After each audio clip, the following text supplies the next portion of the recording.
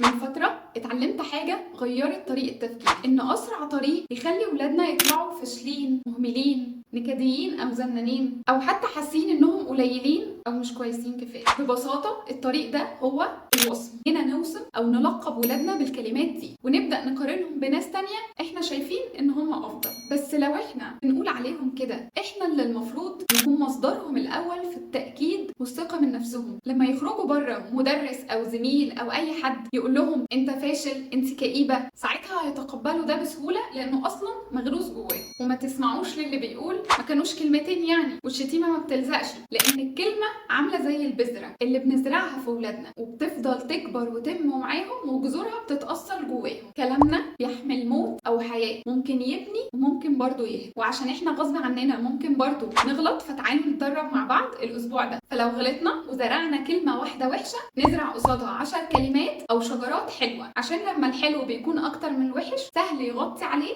ويضعفه ويلغي تأثيره. مين هيشارك معانا في التدريب ده؟